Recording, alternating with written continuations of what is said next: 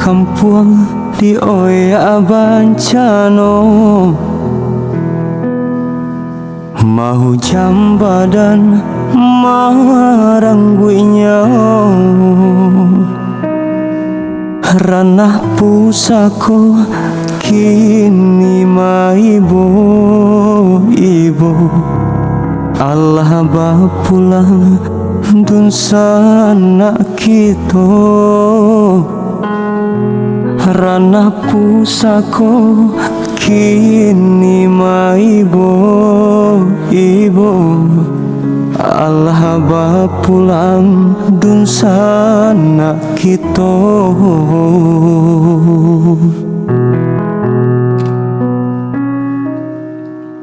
kanan kuasa nasib dikadukan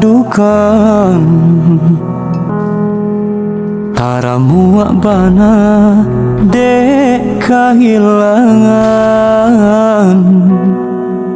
kini cobaan lah menjadi paringan. Bismillahirrahmanirrahim. Talim kita hari ini tajuk risalah yang kita bahas Al-alaqatu baina ibadatil udiyati wa ziyaratil kuburi. Hubungan ibadah kurban dan ziarah kubur. Ya.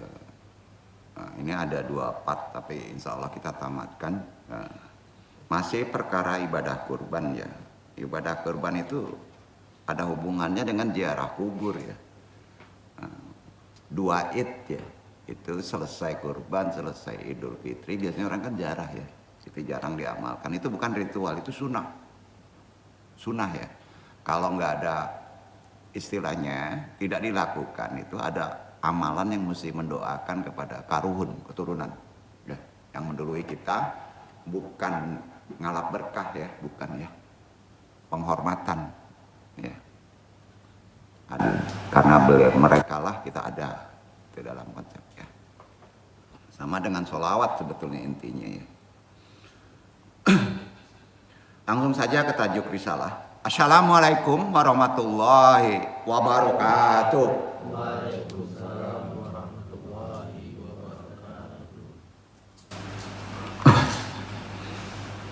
Alhamdulillahilladzi fadola bani adama bil ilmi wal amal. Wassalatu wassalamu ala nabiyyina Muhammadin wa ala alihi wa sahbihi wa tabi'ina lahum bi ihsani ila akhiril ayam. Segala puji bagi Allah yang memberikan kelebihan bagi keturunan Nabi Adam alaihissalam, termasuk kita keturunannya dengan ilmu dan amal. Selawat, salam semoga selalu tercurah kepada junjungan kita, idola kita, second love kita, Muhammad SAW, beserta keluarga, sahabat, dan orang-orang yang mengikuti ajarannya, sunnahnya, kebaikannya beliau hingga akhir masa. Sayyidul Ayam. Seperti biasa sebelum kita taklim, sama-sama kita kuatkan lagi keislaman kita, syahadat kita dengan syahadatain. Memohon ampun istighfar kepada Allah dan kuatkan ketauhidan kita dengan talqin zikir, sama-sama kita lafazkan, kita jaharkan dengan metode tarekoti. Taharok la ilaha illallah. Ulang la ilaha illallah. Ulang la ilaha illallah. Nafi isbat menghujamkan Allah ke dalam hati. La ilaha illallah. La ilaha illallah. La ilaha illallah.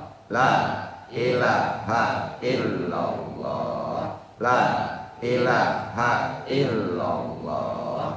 La ilaha illallah. La ilaha illallah. Selanjutnya kita tekan kepada syahadat ya. Sama-sama dilafadzkan.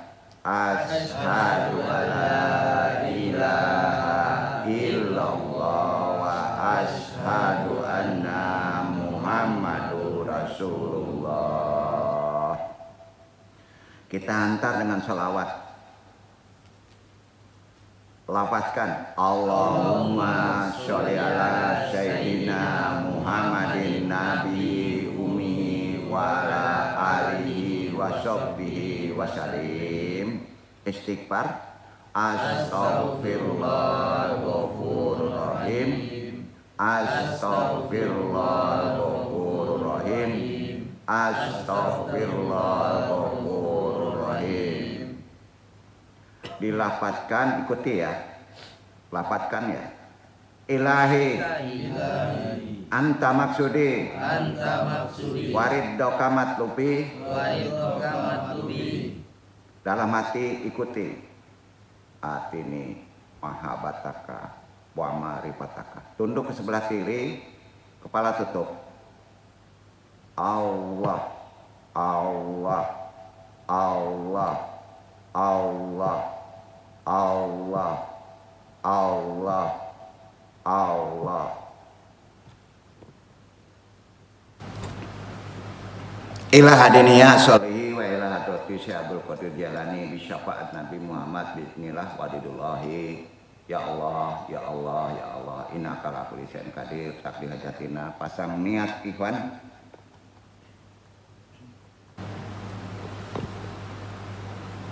Khususan ila ruhi Nur Muhammad, khususan ila ruhi Muhammad Nabi Yunaka, wabil khusus hadiri al-madi kalifatul radin, wabil khusus arwahi juriyatihi, wa khususon arwahi muslimin, mukminin, wa musinin. Al-Fatihah.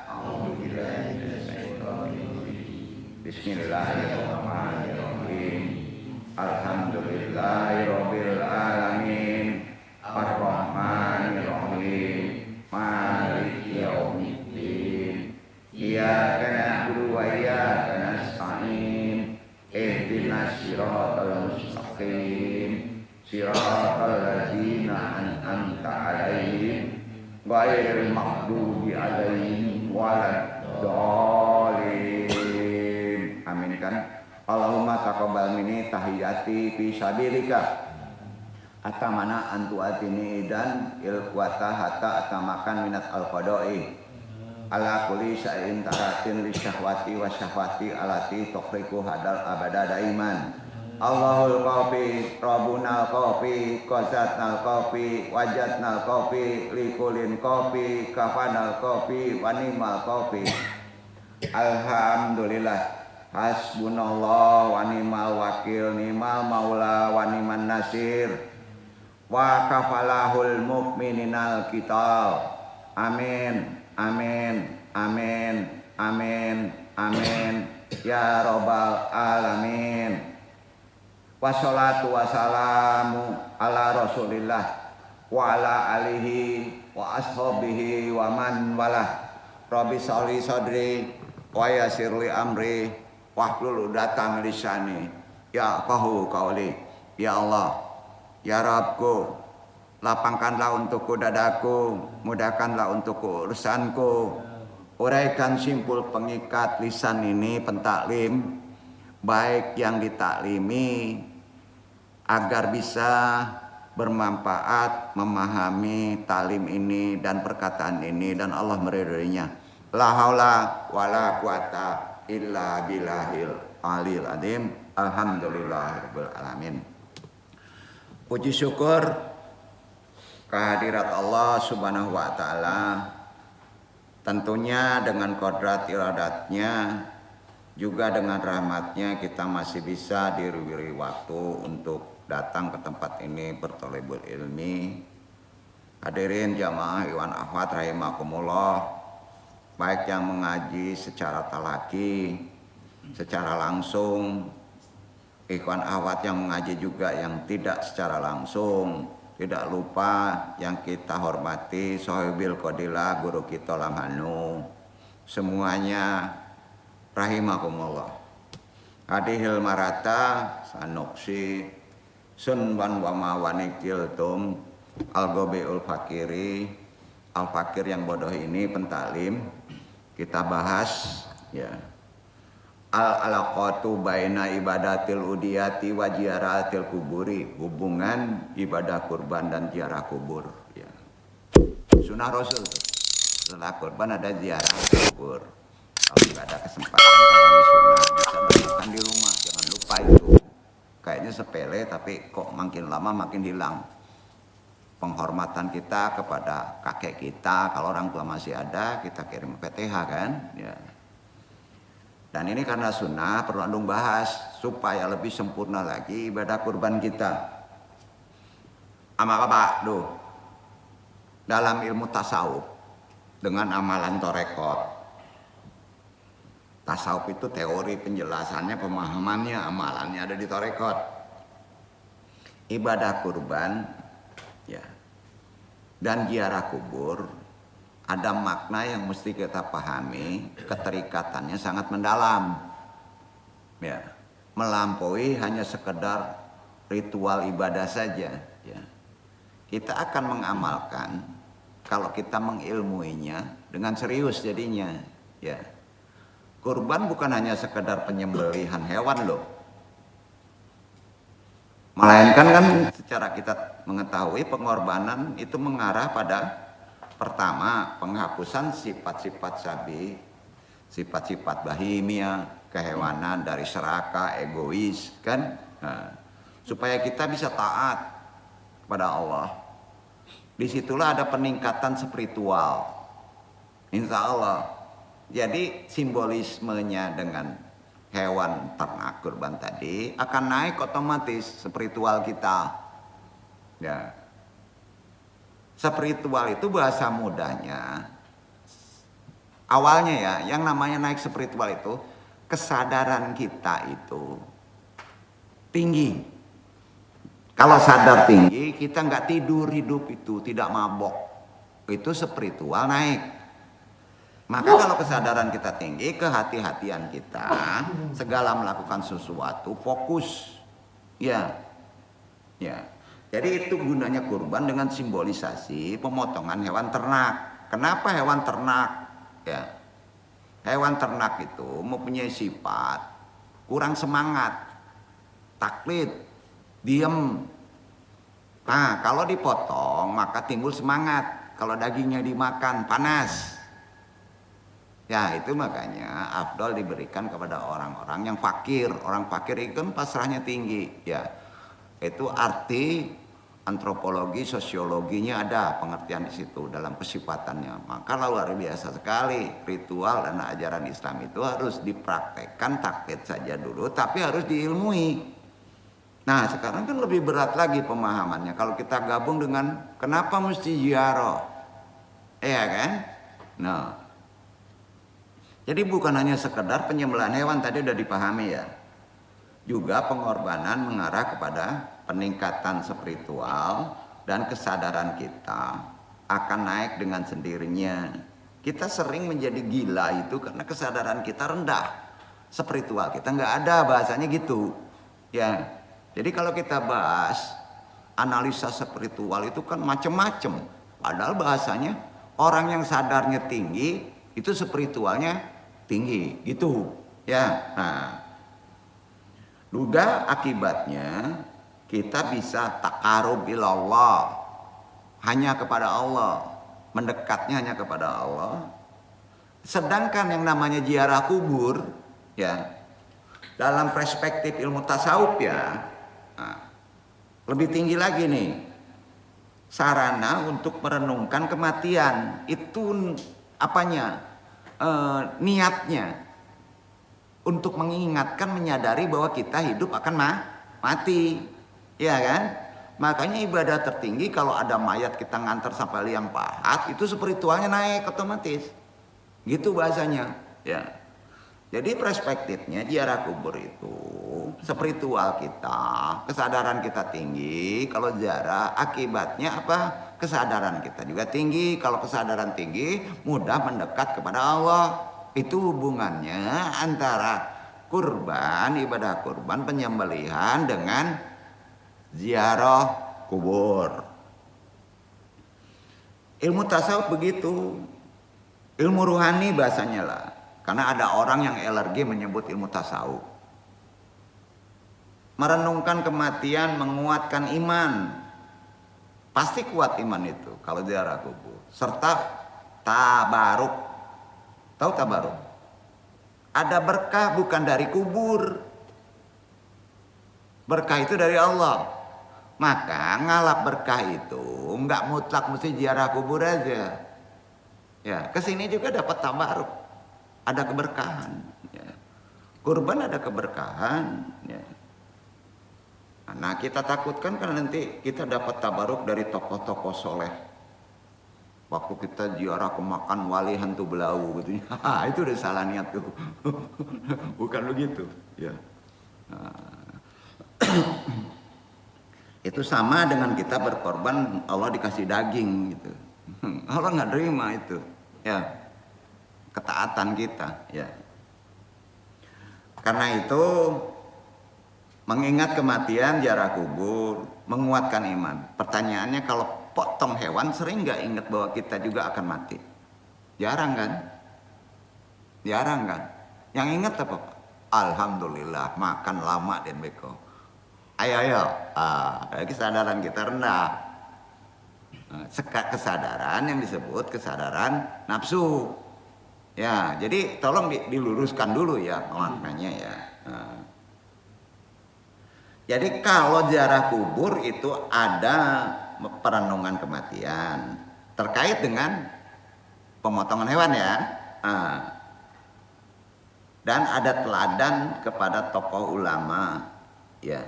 Kalau ziarah kuburnya kepada orang-orang yang dianggap soleh. Kalau kita itu orang tua kita, kita teladani penghargaan kita, kebaikan dia mengurus kita. Ya.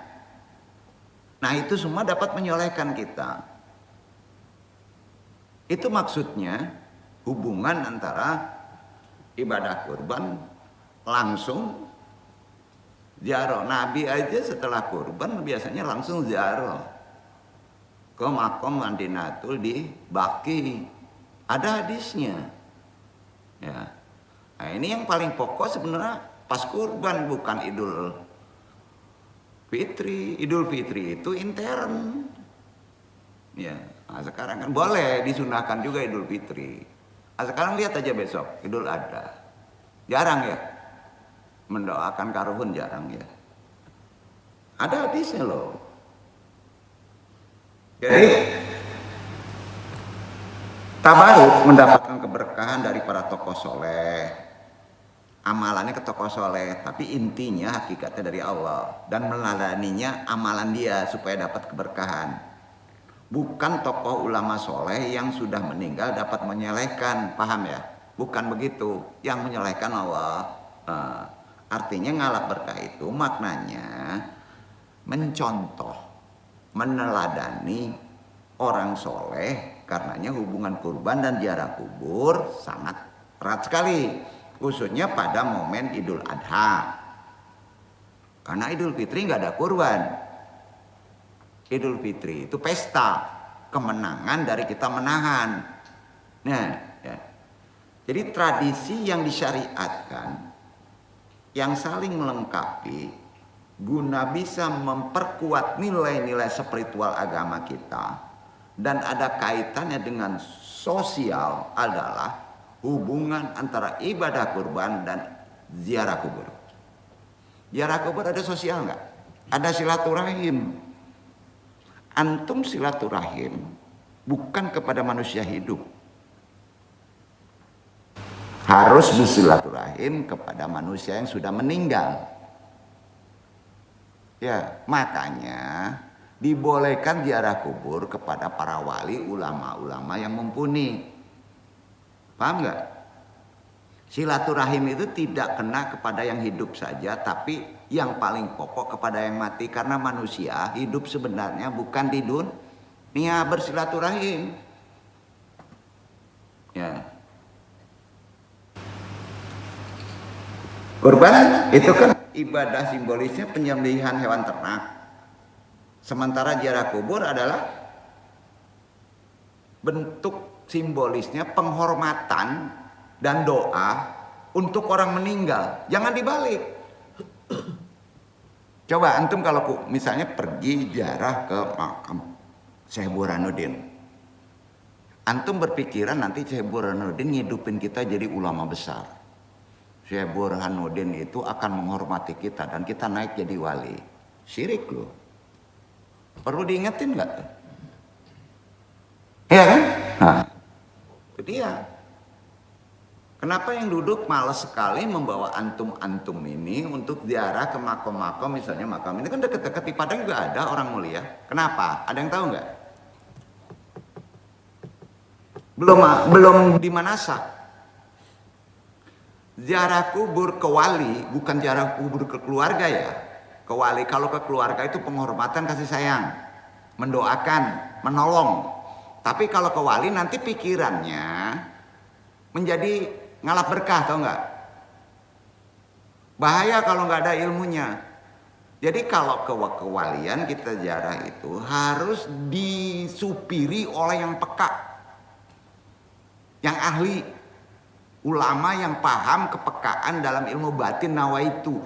Syaratnya satu, kalau mau ziarah bukur kewalian, antum harus kuat ilmu tauhid. Ketangkep nggak tuh? Ini kata sahabat, kata ulama. Jadi kalau nggak kuat ilmu tauhid antum, dilarang oleh Nabi. Ya, karena pas duduk, kalau ya ahlul kubur beri saya uang 1 miliar. Halo, syirik bukan? Syirik kopi itu. Bukan nggak mau, makanya ngeri. Kalau di Jawa itu kan taklid. Ya, kalau di Jawa mas sejarah kubur gimana yang duduk ini? Action kan? Dibuktiin kan kurang ajar nih yang duduk nih. Orang ada minta keris dikasih keris. Orang lagi zikir dikasihin keris satu-satu itu orang-orang tuh. Lain pula yang duduk ini. Karena baca niat. Benar itu. Ya udah, mudah-mudahan ada maksud ya. Kejujuran. Yang ziarah kubur itu bukan menghormati tapi ngalap berkah. Akhirnya apa? Kasih batu cincin gitu. Ya. Benar nggak tuh? Ada yang pernah ngikut nggak? Iya kan? Nah.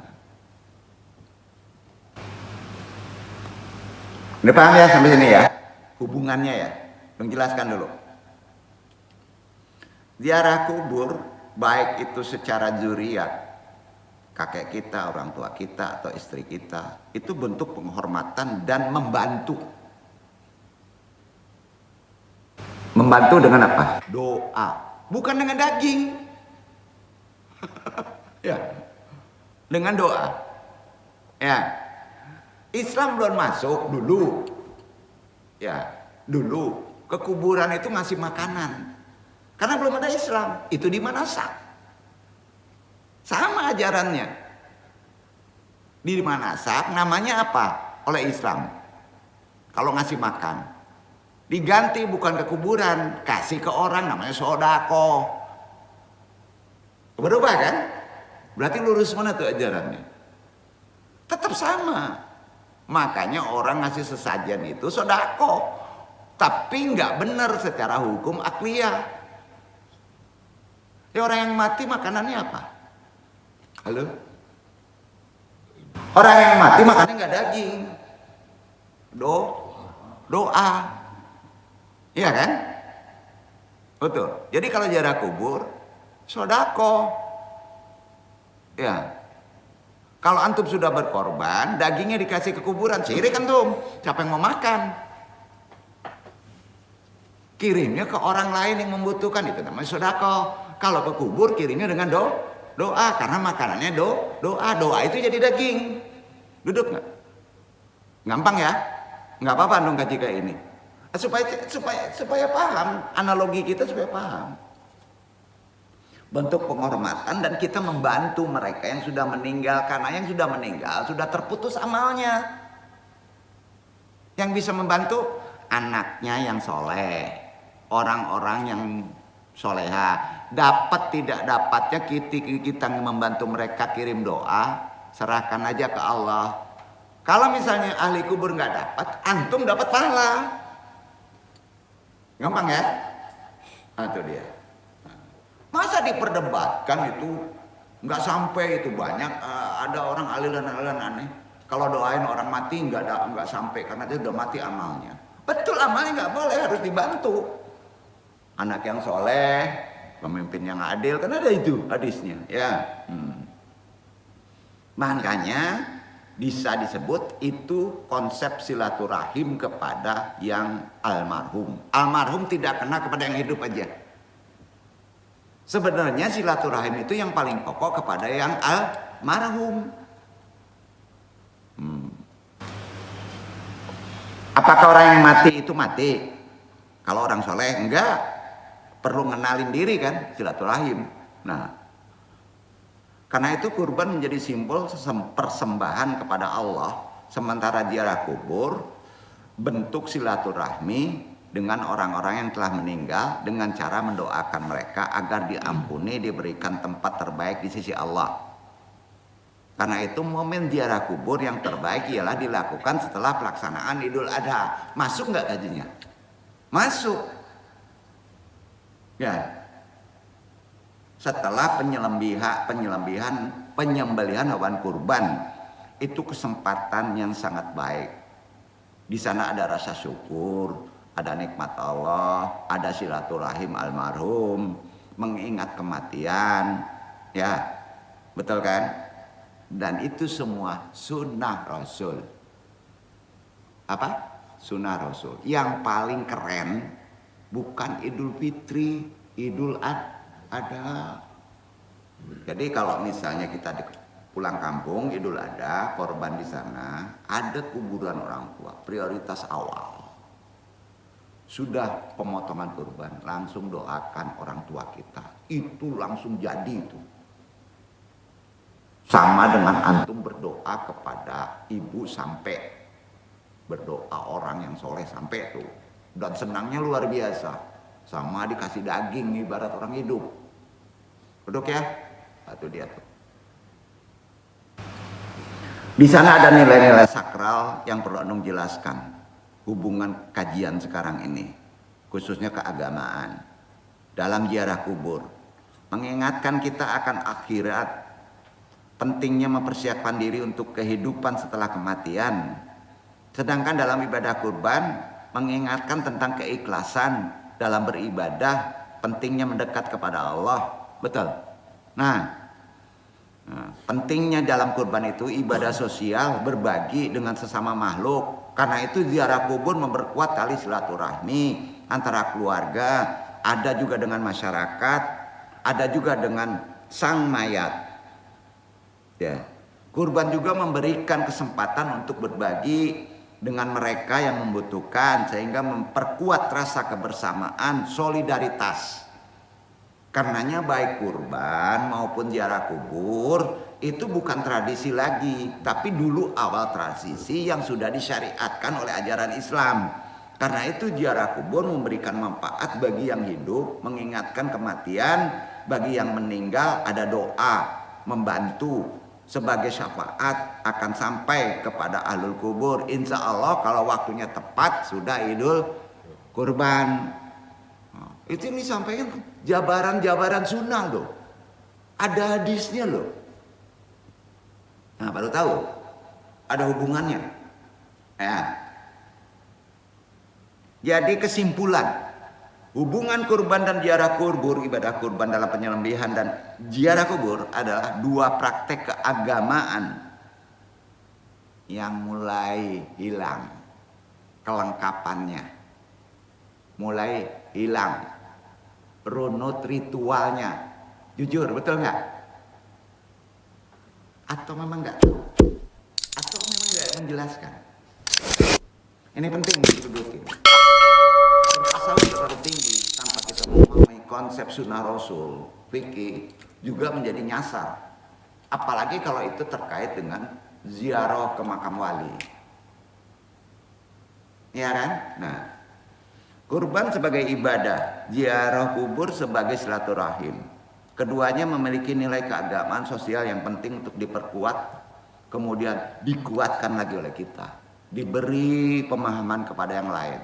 Ya, hukum asal kurban, hukum usul asal. Apa hukum asal? Sunnah ain. Yang sangat-sangat dianjurkan. Itu arti sunnah ain. Ya. Bagi setiap individu. Kalau individu, sunnah ain muqadah. Dan sunnah kifayah. Yang sangat dianjurkan bagi setiap keluarga. Kalau membawa keluarga namanya sunnah kifayah mu'akadah. Itu ilmu fikih itu. Orang fikih tahu itu. Jika salah satu anggota keluarga tersebut telah berkurban, maka anggota keluarga yang lain tidak terkena hukum makruh. Sudah diwakilkan dengan, jadi satu kambing boleh satu keluarga. Tapi kalau mampu satu kambing satu kepala. Paham ya? Nah, itu fikihnya. Karena tidak berkurban, tidak perlu lagi. Ya, berarti sudah diwakilkan dengan satu kambing oleh kepala keluarga. Hukum sunnah ini berubah menjadi wajib. Hukum kurban menjadi wajib. Kalau antum dinazari, tahu nggak? Antum nih kurban nih, ya. Saya akan berkurban untuk dapat kerja. Saya akan berkurban untuk naik pangkat. Hukum kurban tadi menjadi wajib. Tuh. Ya, yang keluarga itu harus satu lagi. Hati-hati, najar itu wajib. Satu kambing. Najar paling keren. Najar itu nggak ngajarin, karena sering dibangkangi ya. Najar paling keren satu kambing, sering kan? Sanggup satu kambing katanya. Kalau tinggi, sanggup cek kabau, sanggup cek jawi. Itu berarti kurban najar. Ya, nah itu dia. Ada di Islam tuntunannya. Ya. Boleh. Ya. Jadi menjadi wajib kalau terkait dengan dinazari. Jika orang yang sudah meninggal pernah berwasiat untuk dikurbankan, maka hukum kurban tersebut adalah wajib. Sampai orang tua udah meninggal, tolong den kalau mati dibantu yo dikurban, wajib tuh anaknya. Kalau ada wasiat, jika orang yang meninggal tidak pernah mengeluarkan wasiat, hukumnya sunnah. Mengatasnamakan almarhum boleh, tapi hukumnya tidak wajib. Sunnah kalau nggak ada wasiat. Udah paham ya? Nah itu konteksnya. Ya. Dalam hal ini ada beda pendapat nggak Andung kaji. Yang Andung sampaikan tadi itu benar deh, insya Allah. Wallahu alam ya, mudah-mudahan benar tuh, karena ada sandarannya sebenarnya. Hadis yang mengatakan bahwa Nabi pernah berkurban 2 ekor kambing, satu untuk beliau, satu untuk keluarganya, dan satu lagi untuk umatnya. Maka itu adalah tasrik fit syabab. Apa itu? Mengikuti serta keluarga dan umatnya dalam hal pahala kurban. Arti kata, begitulah cintanya Nabi kepada umatnya. Jadi antum jangan sedih kalau bangsa tidak bisa kurban. Nabi sudah mengurbankan kita. Begitu sayangnya. Nggak mau perlu salawat. Kan ngaco ini. Bukan berarti kambing satu mencukupi untuk lebih dari satu orang. Satu umat, satu kambing aja bisa itu. Allah nggak minta itunya, nawaitunya. waktu penyembelihan kurban dimulai, ini poin-poin aja ya, menguatkan kajian sebelumnya. Setelah terbitnya matahari ditambah waktu yang sekiranya cukup. Jadi nggak ada matahari. Setelah sholat Idul Adha digunakan sholat 2 rakaat, 2 khutbah yang ringan pada 10 Zulhijjah. Berakhir saat terbenamnya matahari pada tanggal 13 Zulhijjah. Berarti 10, 11, 12, 13. Boleh motong. Paham ya? Yang beratnya bukan motongnya, baginya. Nah, itu tugas kita bantu. Ya.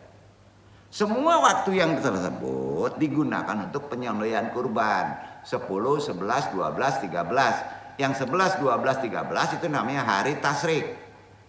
Ya. Jadi itu boleh kurban 4 hari tadi, baik siang maupun malam. Baik siang maupun malam. Tapi malam hari hukumnya makruh. Tapi kalau kepepet boleh. Paham ya? Nggak terkejar, hukumnya makruh. Selain waktu tersebut tidak sah untuk menyembelih kurban. Selain waktu itu nggak sah. Namun untuk kurban nazar, kurban ada niat kita karena kita berhasil sesuatu. Kalau tidak sempat dilakukan pada waktunya di Idul Adha tadi, ya, maka tetap wajib disembelih walaupun waktunya sudah habis. 14, 15 boleh. Tapi masih dalam Zulhijjah. Paham nggak? Oh, itu dia tuh. Nah, tapi kalau lewat dari tanggal 10, 11, 12, kan 4 hari tuh. Ya, 4 hari. Masuk ke 15, maka hukumnya menjadi qada nazar. Sampai ya? Nah, itu aturan fikihnya. Terlalu dalam dong ngaji fikih. Udah kurangin. Tapi paling pokok yang terjadi itu ya, supaya jelas. Ada yang bilang antum nggak ngerti fikih katanya. Aduh, cikui lo. Alun layan dong lo belajar fikih lo. Sombong banget dong. Ya. Ya, ini penting ya. Jadi hal yang berkaitan dengan penyembelihan kurban lainnya yang perlu diketahui ya. Laki-laki yang berkurban disunahkan untuk menyembelih hewan kurbannya sendiri. Itu paling keren. Motong kurban tuh gampang, kecuali alergi ngelihat darah sama pisau. Bismillahirrahmanirrahim. Kalau niatkan ada salawat silakan. Kalau nggak ada salawat takut bid'ah katanya nggak usah lah. Bismillahirrahmanirrahim sah. Asal kepotong 3 urat. Duduk ya. Tapi bawa bismillah. Hati-hati di niat tuh. Kemarin udah bahas. Sedangkan bagi perempuan disunahkan untuk mewakilkannya, nggak bisa sendiri, nggak boleh. Kalau mau di dalam kan ada rahim gitu aja. Kenapa gitu dong? Gitu aja, nggak boleh. Harus diwakilkan. Nah, itu perempuan. Nanti ada keren karena tomboy dia motong perempuan. Nggak boleh secara agama. Ya. Diwakilkan kepada orang lain, maka sunnah bagi yang berkurban untuk menyaksikan yang perempuan tadi. Kalau diwakilkan, kalau antum nggak bisa, nggak sanggup motong, disunahkan antum hadir. Karena yang memotong akan menanya nama. Nawaitunya atas nama siapa? Sampai, coba berkurban besok, baca teks gitu, ya, iya kan? Sebaiknya disunahkan hadir. Ya. Bagi orang yang hendak berkurban dimakruhkan memotong rambut kuku mulai bulan Zulhijjah. Berarti dari tanggal 1. Bukan hari kurban. Ya. Dari tanggal 1 sampai kapan? Sampai habis tasyrik. Dimakruhkan berarti kalau motong kuku juga boleh. Tapi sebaiknya jangan. Duduk nggak? Makruh hukumnya itu. Jadi disyaratkan adanya niat dalam berkurban. Niat itu bisa dilakukan pada saat penyembelihan atau sebelumnya, sebelum motong. Pada saat sama-sama atau sebelumnya. Niat dalam zakat sama dengan niat dalam zakat. Niat kurban boleh dilakukan sendiri oleh orang yang berkurban, boleh diwakilkan. Niat kurban sunnah bagi penyembelih, bagi wakil. Dari mudahi orang yang berkurban adalah nawaitu diatal masunata an mawakuli lillahi ta'ala. Siapa yang berniat mempersembahkan kurban atas nama anu sebut karena Allah Ta'ala. Sedangkan contoh niat nazar. Kurban nazar bagi penyembelih sebagai wakilnya beda bahasanya. Kalau nazar nawaitu udiyatal mandurata an mawkuli lillahi ta'ala. Saya berniat mempersembahkan kurban yang dijanjikan oleh saya atas nama saya. Kalau dia memotong sendiri. Kalau orang lain sebut nama yang nazar karena Allah Ta'ala. Begitu juga kurban akikah. Nung tunjukin ya. Ibadah kurban dan akikah dalam beberapa hal mempunyai kesamaan dan juga mempunyai perbedaan. Perbedaan pokoknya antara lain daging kurban wajib dibagi dalam keadaan mentah, sedangkan daging akikah tidak wajib dibagi dalam keadaan mentah. Sunnah Rasulnya sebaiknya udah dimasak. Itu bedanya. Ya. Jadi boleh daging akikah itu jangan mentah. Ya. Nah itu ya. Baru dibagikan kalau udah matang. Ketika orang kaya menerima daging akikah, maka ia memiliki secara penuh hak. Orang kaya, orang miskin. Sehingga boleh daging itu dijual. Dia nggak makan. Itu akikah. Ya. Nah, memanfaatkannya untuk dirinya dan menjualnya. Jika yang ia terima adalah daging kurban, bukan akikah ya, ia hanya berhak memanfaatkannya. Tidak boleh menjualnya. Membagi boleh. Sampai. Baik itu kapalo, talingo, tidak boleh. Kecuali yang tidak termakan. Kulit. Nah nggak mungkin segede gitu kulit dipotong-potong jadi kerupuk ya gitu. Nah, kemarin udah ngebahas ya. Waktu pelaksanaan kurban hanya tanggal 10, 11, 12, 13 Zulhijjah tiap tahun. Akikah dilaksanakannya sekali seumur hidup. Kurban tiap tahun, itu perbedaannya. Orang Nusantara, orang Indonesia, orang Minang, orang Batak yang Islam, orang Malaysia masih masuk Nusantara, orang Singapura masih masuk Nusantara. Kalimantan, Jawa, Lombok, Papua enggak. Ya, itu dianggap Melayu Nusantara. Ya. Zaman dahulu punya keyakinan bahwa orang yang sudah meninggal itu hanya pindah tempat, pindah jagat. Namanya pindah jagat dunia. Dari jagat kecil pindah ke jagat besar. Islam sama enggak? Sama ya. Kita ini jagat kecil. Pas mati pindah ke jagat besar. Berarti lebih keren lagi jagat dunia barjah. Paham itu? Mungkin naik lagi, pindah lagi, jagatnya lebih besar lagi. Alam bisa. Ya, sudah itu alam akhirat. Lebih keren lagi. Begini ya, awal kita dari jagat paling super, alam ruh. Ya, dimasukin ke jagat yang paling kecil di bawah jagat kecil, alam rahim. Pindah tempat ke alam jagat kecil, dunia. Pindah ke jagat yang besar.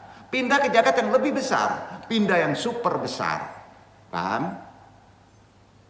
Itu pula yang dibuat pusing di dunia ini.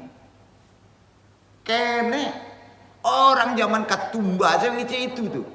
Orang yang meninggal itu dari dulu nenek moyang kita bahwa mereka itu pindah dari jagat kecil ke jagat besar. Udah paham itu? Berarti ada kehidupan lagi. Makanya orang dulu itu karena pola berpikir kayak begitu, ada benernya. Ngasih makan di kuburan. Selama kesukaan dijaga kecil, pasti dijaga besar juga sama. Apa hobinya? Banyak kayak gitu. Banyak. Itu yang dimansuk manasa oleh ajaran Islam. Kalau dikasihkan pindah tempat, ada barja, nggak mungkin makan daging pakai jam Rolex kan? Nggak mungkin lah pindah ke kuburan pakai jam Rolex dimasukin. Maka gali aja itu, manfaatin itu untuk hidup. Maka diganti daging tadi, makanan tadi kepada orang yang membutuhkan, itu namanya sodakoh. Duduk nggak tuh? Sama kan? Sama kan? Jadi jangan dulu mengkafirkan orang dulu loh. Karena petunjuknya belum ada. Oh, zaman Nabi Ibrahim itu karena pola pikir intelektualnya begitu ya, daging dipenuhin untuk Tuhan ya di Mekah, darahnya dilepohin ya supaya enak kan gitu. Apakah itu dosa? Walau a'lam. Karena belum ada petunjuk. Duduk, jangan mudah mengkafirkan, itu larangan. Ya, nah. Jadi makanya para cucu, para keturunan dulu dari nenek moyang kita sering membawakan makanan, hal-hal yang disukai karuhun nenek moyang ke kuburan. Tradisi ini berlangsung selama ribuan tahun loh. Ya, sesajen. Kemudian Islam datang. Ajarannya hampir sama sebenarnya dengan Nusantara zaman Saisu, orang Minang zaman Karuhun, zaman Biaro. Ajarannya hampir sama. Dulu yaitu disuruh hormat berbakti kepada orang tua, orang dulu juga itu. Baik yang hidup, apalagi yang sudah mati. Dasarnya mana? Al-Hasyr ayat 10, Iqra' iman, itu dasarnya.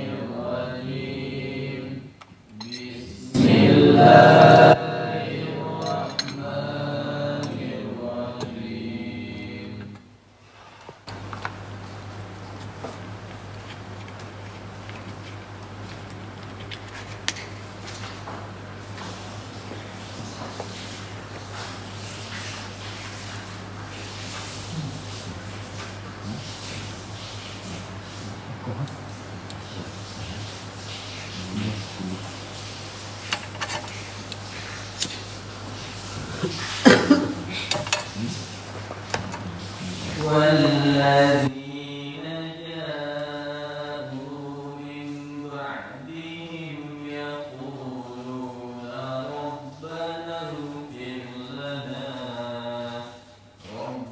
اغفر لنا ولإخواننا الذين سبقونا بالإيمان ولا تجعل في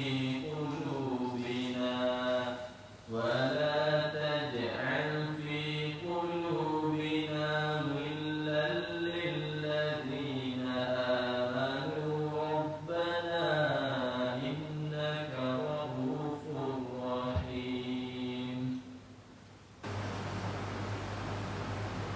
Dan orang-orang yang datang sesudah mereka, Muhajirin dan Ansor, mereka berdoa, Ya Rabb kami, beri ampunlah kami dan saudara-saudara kami yang telah beriman lebih dahulu dari kami, dan janganlah Engkau membiarkan kedengkian dalam hati kami terhadap orang-orang yang beriman.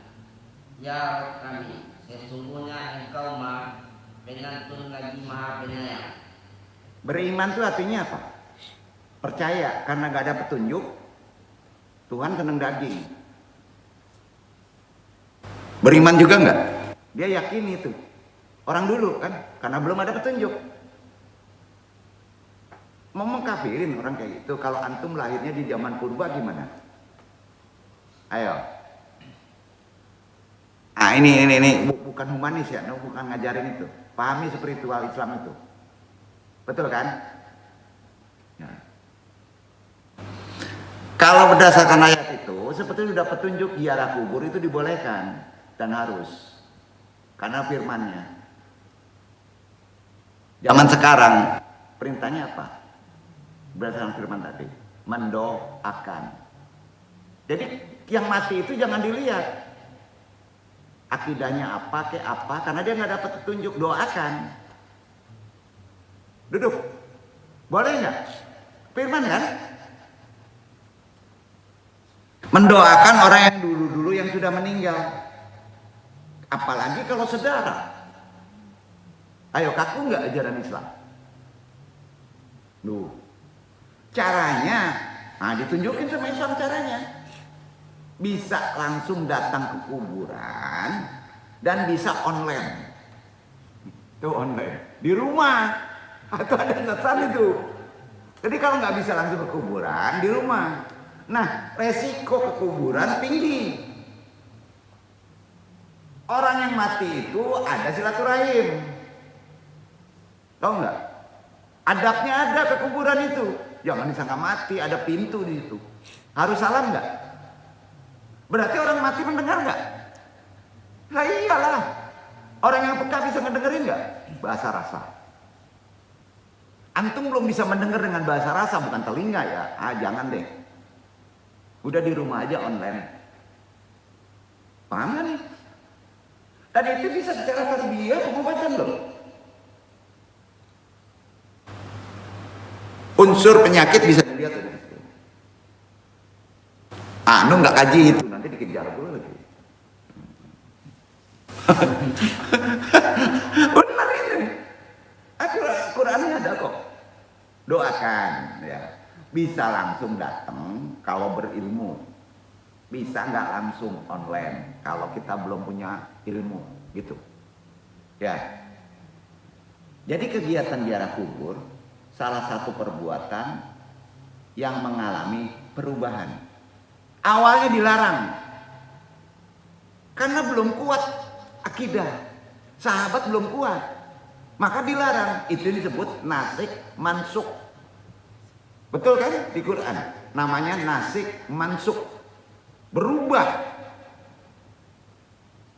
Pada zaman awal Islam Rasulullah melarang. Jadi kenapa Rasulullah seperti pelin-pelan katanya? Ngomong kayak gitu. Itu kan petunjuk dari Allah. Pasti ada sebab.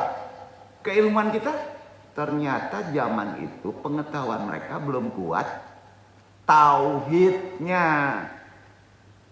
Setelah kuat, maka dibolehkan ziarah kubur. Antum belum kuat, masih percaya dengan batu cincin, dengan duit, ziarah kubur, ngaco antum.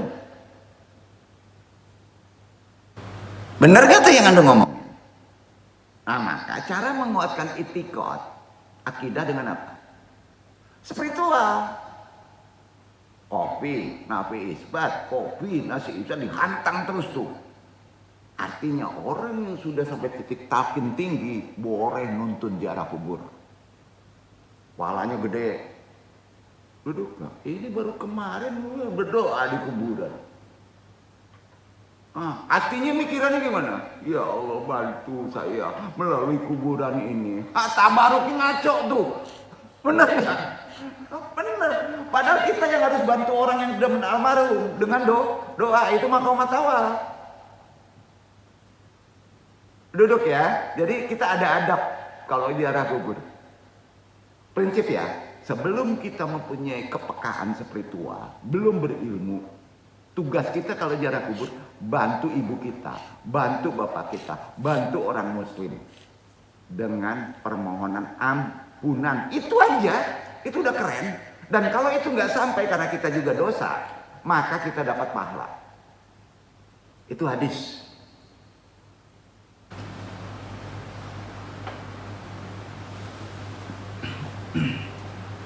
Jadi zaman awal Rasulullah melarang melakukan praktek ziarah kubur, tapi kemudian larangan tersebut mansuk, dirubah menjadi suatu perbuatan yang diperbolehkan, manasah untuk dilakukan. Dasarnya mana? Rasulullah SAW bersabda di hadis riwayat Muslim. Perhatikan hadisnya ya. Ini diikuti. kuntu nahiyatukum an ziyaratil kuburi fajuruha. Itu dia tuh. Hadis riwayat Muslim sahih. Dahulu saya melarang kalian berziarah kubur, tapi sekarang berziarahlah kalian. Nah, kalau antum ulama, kenapa berubah ya? Bisa ngejawab nggak sekarang? Paham ya? Masa itu dilarang karena antum belum kuat ilmu tauhid. Nah, orang sekarang udah cerdas nih. Udah boleh ziarah kubur. Sunnah. Tapi kalau sudah cerdas antum di sana ngalap berkah, ngaco antum. Lebih gawat tuh masalahnya. Bener nggak? Antum udah ngerti tauhid. Gawat nggak? Loh. Dari riwayat tadi Rasulullah tidak hanya memerintahkan ziarah kubur, tapi beliau juga menjelaskan manfaat dalam pelaksanaan ziarah kubur. Di antara manfaatnya ya, nih ya, di hadis sahih riwayat Hakim, kuntu nahyatukum an ziyaratil kuburi ala fajuruha fa innahu yuriku kul qalba wa tudumi ailaina wa tudakhir alai kharata wa la tukulu huzran. Dahulu saya melarang kalian berziarah kubur, tapi sekarang berziarahlah kalian. Sesungguhnya ziarah kubur dapat melunakkan hati. Kareh-kareh itu lunak hati antum. Makanya kalau ada anak, ada bini, kareh bawa tuh. Itu paling keren. Bawa tuh. Baik itu ke mertua kita, baik itu bawa ziarah kubur lah. Ya. Melunakkan hati, menitikkan air mata, mudah menangis. Ziarah kubur tuh manfaatnya itu kata Nabi itu. Dan paling keren bisa ingat akhirat. Duh. Dan janganlah kalian berkata buruk pada saat ziarah. Hadis riwayat Hakim. Enggak boleh ada niat perkataan buruk dalam hati kita. Maka berhasil antum ziarah kubur. Itu yang disebut dapat berkah. Bukan karena kuburan ngikuti aturan yang sudah mansuk dibolehkan oleh Nabi. Duduk ya. Kan harus dijelasin ini. Ah, sekarang tanya, selama antum ziarah kubur, paham gak ilmunya? Nan Gadi jangan ziarah kubur. Pertanyaannya, karena dia nggak bersih. Kamu kok. Ziarah kubur kotoran boleh, bro. Di situ akan melunakkan hati nan karyango. Bini akan tunduk, ndak nuntut minta balian ndak, ziarah kubur. Kalau ingin ahli bawa orang yang ahli dalam kepekaan. Ya. Kaluan tuh korinnya tuh sini. Bener itu analoginya gitu. Bener nggak tuh? Ini kan harus jelasin nih. Vulgar nggak apa-apa ya supaya paham kan? Eko indah, kuburan ke kuburan, kuburan ke kuburan, ada namanya itu. Kuburan ke kuburan gitu. Sunnahnya ada. Manfaatnya ditunjukin sama Nabi. Jadi tujuan ziarah kubur ada kaitannya dengan kurban nggak? Kental kali. Ada hikmah. Ziarah kubur tujuannya adalah mendoakan orang yang sudah meninggal. Itu poin. Membantu mereka. Bukan kita minta bantuan sama dia. Kalau keenakan dia di sana nggak inget kita kok. Bener kan? Teras surga mana inget kita? Iya. Ada bidadari mana inget kita? Kalau disiksa, gimana kalau disiksa? Minta bantuan orang disiksa. Aden sepatia katanya. Gimana tuh? Bisa dianalogikan. Iya kan? Jadi tujuannya apa ziarah kubur? Bagi yang awam dulu, doakan dia, bantu dia. Kalau waktunya tepat, ada sunnahnya. Misalnya sudah motong kambing, ya, Idul Adha, masih tasrik, makbul nggak? Terima kasih minta ampun tuh. Kita sayang nggak sama orang tua kita? Jarak kubur minta bini. Bah, kok tekan, nggak bisa itu. Nggak bisa, bukan begitu.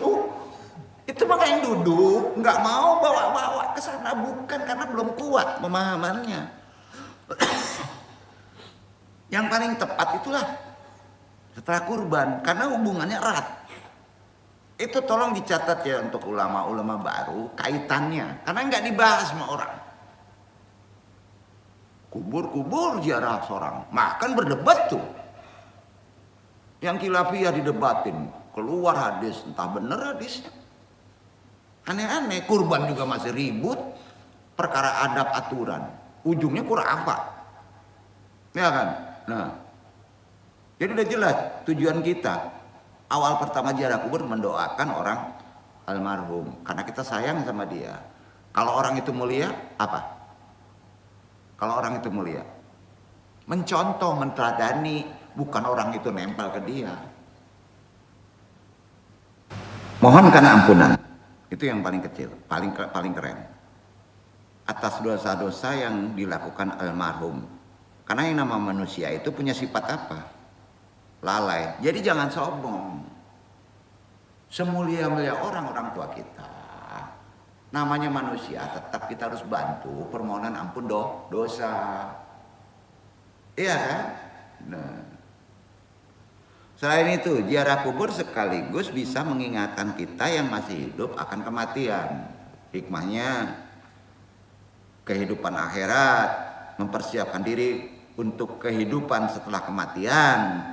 Ziarah kubur juga dilakukan oleh Rasulullah. Melakukan ziarah setelah apa Rasulullah melakukan ziarah?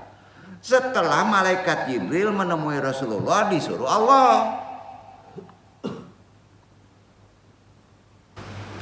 Rasulullah berkata, Jibril menemui Rasulullah, seraya Jibril itu berkata, Inna rabbaka yamruku antati ahlal baqiyah. Nama tempat kuburan di Madinah. Fattastaghfiru lahum. Rabbmu memerintahkan kamu agar mendatangi ahli kubur di Baqi, agar engkau memintakan ampun buat mereka. Enggak nasab itu, enggak saudara itu, orang lain. Hadis riwayat Muslim, itu dasarnya mansuk dibolehkannya ziarah kubur. Hadisnya riwayat Muslim. Setelah adanya perintah dari Allah untuk menziarahi kuburan ahlul baqi, ya, Rasulullah membiasakan menziarahi tempat tersebut pada saat-saat beliau menginap di rumah Aisyah istrinya.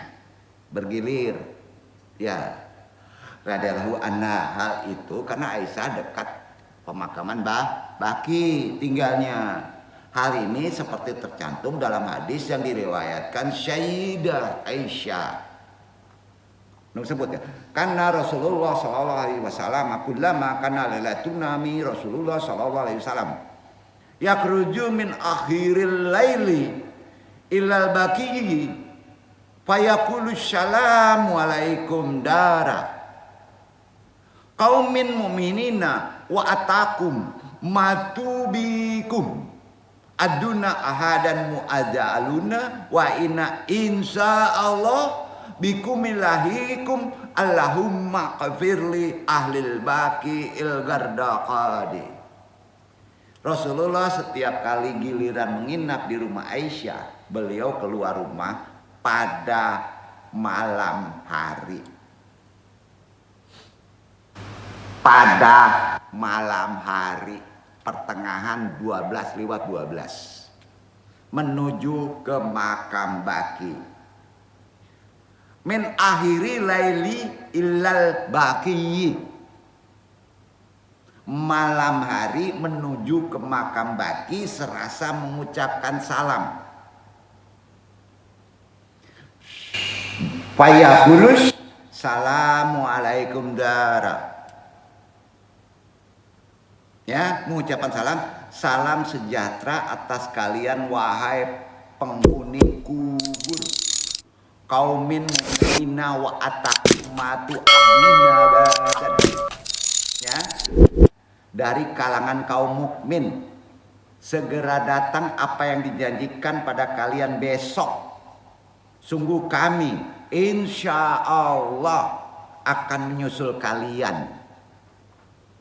Ya Allah, ampunilah penghuni kubur Baqi Garqad. Hadis riwayat Muslim. Pertanyaannya, kalau antum berilmu, kalau antum ulama, di Baqi itu banyak wali. Berarti bukan nasab. Kapan waktunya? Sunnah. Yang duduk salah. Yang ada nasab mertua tengah malam nggak bisa bro. Ketemu siapa beko? Lah aku. Anu tunjuan. Makanya yang benar itu talo ndak kalau ke kuburan-kuburan tuh nan wali awal itu ndak siang bro. Sudah jam 12. Sampai yang duduk ini pernah ngikuti ajaran Torekot di Suralaya. Itu di atas jam 12. Awas suruh jam 12 tengah malam kuburan wali itu. Wali itu jarang orang tuh. Letaknya tinggi-tinggi jauh-jauh. Tengah malam di jalan ditangkok aja si Ampar tuh. Kalau ndak kue ilmunya. Itu aturannya. Hadis riwayat Muslim loh. Baca deh kalau nggak percaya itu. Hadis riwayat Muslim tuh. Jadi berdasarkan dalil tadi dalam hadis tersebut tidak dapat disangsikan lagi kan bahwa ziarah kubur adalah diperbolehkan baik itu secara nasab maupun secara orang yang mulia, bahkan tergolong sebagai hal yang sunnah. Tapi ada perbedaan. Kalau kewalian jamnya beda nggak? Dasarnya ada? Ada. Jadi anjuran melaksanakan ziarah kubur bersifat umum. Baik menziarahi kuburan orang-orang yang soleh, para wali, menziarahi kuburan orang Islam secara umum atau yang senasab. Hal ini ditegaskan oleh Imam Al-Ghazali. Perhatikan ya. Ihya Ulumuddin Ad-Din juz 4 halaman 521. Ziaratul kuburi mustahabatun alal jumlati lil tadakuri wala itibari wajiaratu kuburi solihina mustahabatun li ajlil tabaruki mala itibari. Ziarah kubur disunahkan secara umum dengan tujuan mengingat kematian, mengambil pelajaran. Menziarahi kuburan orang yang soleh disunahkan dengan tujuan tabaruk. Kalau orang wali tujuannya tabaruk, mencontoh keteladanan. Itu yang dapat antum insya Allah dapat berkah. Dan disitulah antum mendapat keilmuan, pelajaran. Itibari, la itibari. Duduk. Jadi kalau kita ziarah misalnya tengah malam nih, ya ke orang wali dapat berkah dan dapat ilmu. Umumnya ilmunya yang enggak umum. Sampai. Berani besok tentang nih ke kuburan jangan jauh-jauh aja Suro Baru. Lewat jam 12 ya. Sendiri. Ayo. Lihat jauh. Kalau tauhid antum belum kuat, nah antum minta kebal nanti ngaco jin cingkah yang masuk. Nah, itu dia. Bukan nggak mau. Apalagi kultur di sini keras secara metafisik. Secara beda dengan di Jawa. Kulturnya taklid. Paham ya? Nah, itu dia. Nah, yang sendiri kalau antum nggak tahu dia nyelonong-nyelonong kemana-mana aja itu. Nah, itu dia. Jadi di sini yang anu mesti jelaskan dulu, membongkar rahasia nan duduk dan kecean. Cuman kadang kala salah. Itu kewalian kalau malam. Kalau siang jangan lakukan. Beko jadi jolim, ini makhluk juga di situ adonan aneh-aneh. Si Anan pernah mencoba itu, pasti galak tuh. Nah duduk pernah melakukan enggak? Lah barangkali itu. Nah, itu mulai dilarang. Maru-waru ke mahkamah tengah malam dulu, makanya mulai sore, siang, ya. Baca Iyaulumuddin, baca sandaran Qurannya, baca hadis riwayat Muslimnya, jelas itu masalah ziarah kubur apa hubungannya dengan kurban, ya. Jadi sudah jelas ya. Syekh Namawi Al-Bantani menyebutkan legalitas melaksanakan ziarah kubur ini sudah disepakati mazhab 4 Islam, dibolehkan baik secara nasab keluarga siang maupun secara kewalian malam. Duduk. Dasarnya mana? Disampaikan dalam kitab Hujjah Ahli Sunnah wal Jamaah, ziaratul kuburi tuzizuha madahibul muslimina kullaha. Ziarah kubur diperbolehkan oleh seluruh mazhab umat Islam. Jadi kalau ada orang yang menyalahkan ziarah kubur, baik itu kewalian, kewali soko, kesebulan Burhanuddin Indung Cikuy, ya, berarti mazhabnya dado. Benar nggak? Nah, itu dia. Nah, ini di-share nih. Silakan baca bukunya. Lu kan kasih tahu tuh referensinya. Baik Islam maupun orang-orang Nusantara yang punya ajaran untuk datang ke kuburan, karenanya orang-orang Minangkabau zaman saisuk ada keyakinan orang nan sudah mati bisa mengecek jo orang nan sudah meninggal jasadnya. Allah. Vulgar banget kicenya. Benar. Bisa bicara dengan orang yang sudah meninggal jasadnya. Dalam Islam juga sama, diajarin. Dasarnya Al-Quran, Al-Baqarah 154, Iqra Ikhwan 154.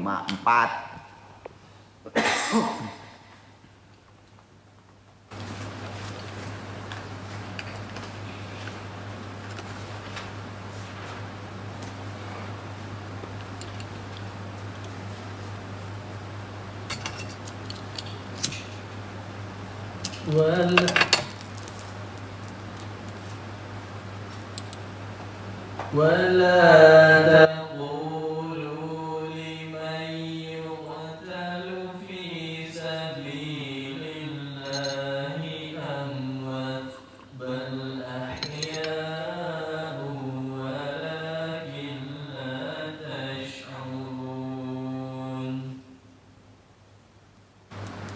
Dan janganlah kamu mengatakan terhadap orang-orang yang mati di jalan Allah bahwa mereka itu mati.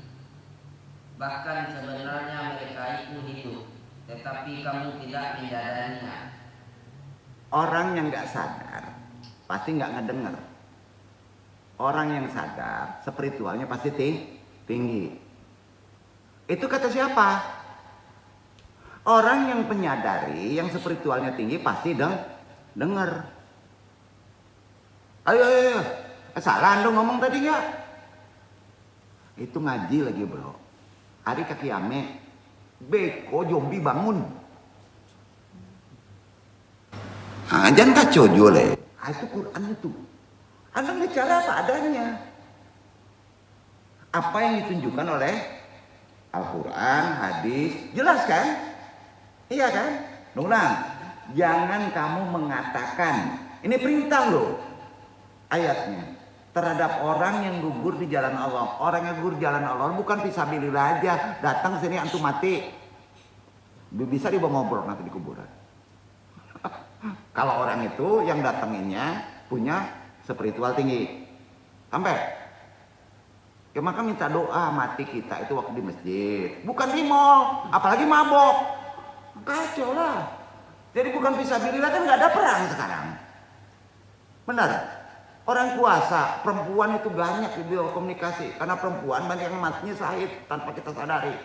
Hamil, mati. Dijolimi suami bisa sahid. Itu kelebihannya. Ada rahim. Sama ya?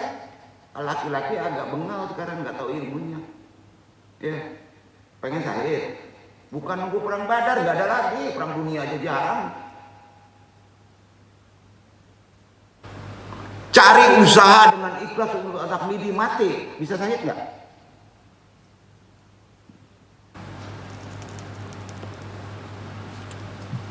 Itu yang perlu Anda jelaskan secara sisi lebih spiritual, cara ajaran tasawuf, hubungan antara kurban dengan ziarah kubur. Duduk ya, paham ya? Kenapa yang duduk begini, begitu, begini, begitu belum terjangkau deh pola berpikir. Kita bahas yang kedua di part kedua ya. Kita